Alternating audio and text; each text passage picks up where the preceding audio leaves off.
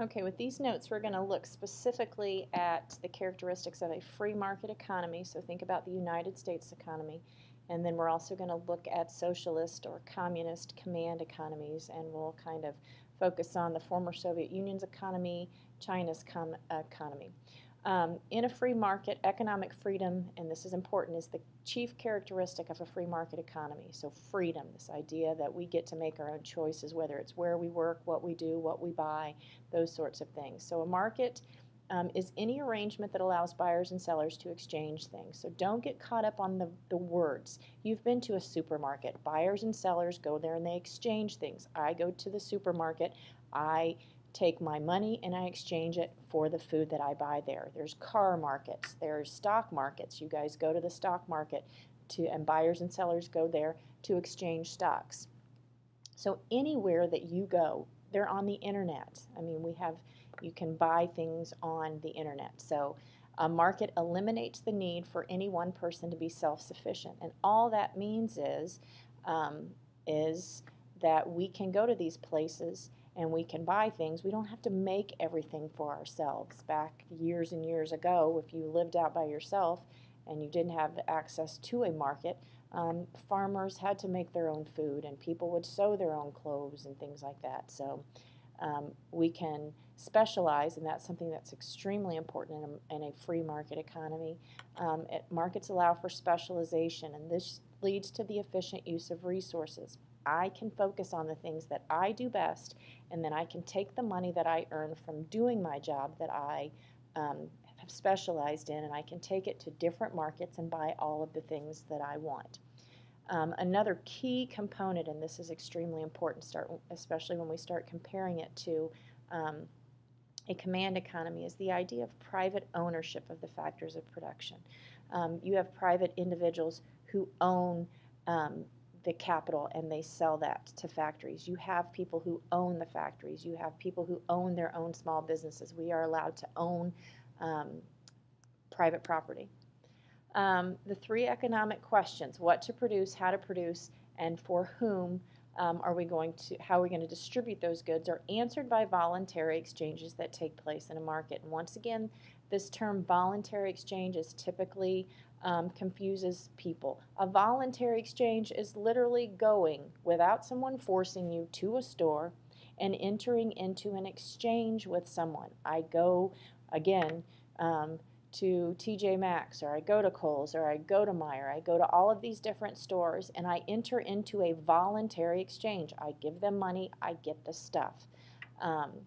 The choices made by individuals answer the three questions. We do not have the government telling us where to work, what to buy, how to distribute the goods and services here, how to distribute our resources.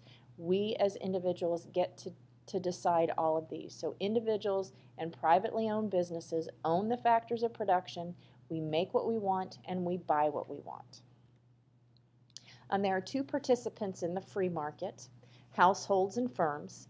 And we're going to look at a circular flow. And again, I'm using all of these terms and I'm using all of these words, but this is what we do every day. And we know that a household is a person or a group of people living in a single residence. I have a household, my husband and I live there now. You live with your family. That is your house. We own the factors of production. I am at work right now. So my factor that I am contributing right now is my labor. So we own the factors of production, and we are consumers of goods and services. Firms, on the other hand, we know what those are. Those are businesses or organizations that use the resources that we provide to produce a product or service, which then they sell. So what these firms do is they transform the inputs, these productive resources, land, labor, and capital, into outputs, which are the goods and services that they make. This is a circular flow model. And I'm going to give you an additional handout that has one that's more detailed, and we're actually going to do an activity with this circular flow model.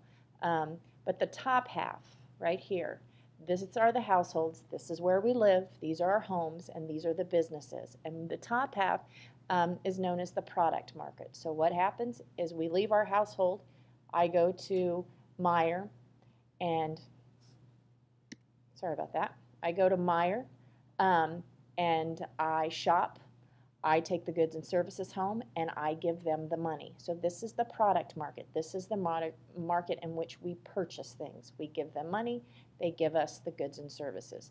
The bottom half is known as the resource market. We give them the factors of production. We go to work. Some of you work in fast food restaurants, and I work at a school. And so in exchange for the resources, they give us money. So it is a circular flow. We give them resources, we produce things, and those are turned into goods and services. They pay us for our resource of labor, or if we invest in a bank, or if we invest in stocks and bonds, we know that we earn interest from those things. So we earn money from the firms, and we take that money and put it back into the firm. So those of you who work at a restaurant, they give you the wages, and you take those wages and you buy your lunch when you're working at McDonald's or Wendy's or wherever you work. So here is your factor of production. You are helping them to produce something, and those goods and services are then sold to the household. So this is a circular flow. You go to work, you produce something that's sold to households. They pay you for the work, you go to these businesses and you spend their money. Adam Smith is considered the father of capitalism, and capitalism is the system which we are under in the United States. And basically what he's saying is that we don't need the government involvement, that this will all take care of itself. So he wrote a book in 1776 called The Wealth of Nations, and talked about how self-interest, by our pursuing our own self-interest, that the free market works. Consumers have an incentive to work hard. Consumers have an incentive to look for low prices. We all are out there pursuing our self-interest. Why do you pick a certain job, or why do you, whatever it is that you're doing by pursuing your own self-interest, this economy will completely work itself out. He talks about this idea of incentives, and an incentive, everyone pretty much knows what that is. It's the hope of reward or the fear of penalty that encourages a person to behave in a certain way. There are monetary incentives and there are non-monetary incentives. A monetary incentive is based on money. You work more hours, you get paid more. Profit sharing, you do a good job, you get more money in most industries. Non-monetary incentives would be the prestige or the personal satisfaction that you get from a particular job. In some economic textbooks, they call this psychic income. It comes from within. There's nobody else giving you some sort of incentive to do so. And one of the tenets of economics is that people respond in predictable ways to both positive and negative incentives. Once again, lower prices, we buy more. You want to pay me more, I'll work more hours. Competition is another key in Adam Smith's teaching of this idea of an invisible hand. And competition is just the struggle among producers for the dollars of consumers. We have money, producers want that money, so they compete to get that money.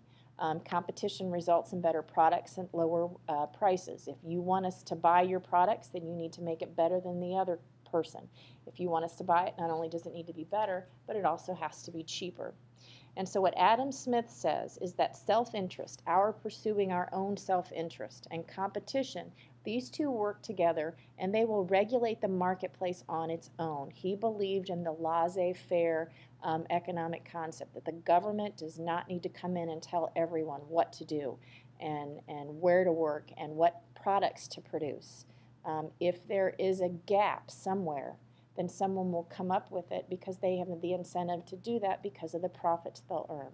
If there are too many people working in a particular industries, the wages will fall. If there's not enough people working in a particular industry, those wages will go up, that it will automatically do it by itself.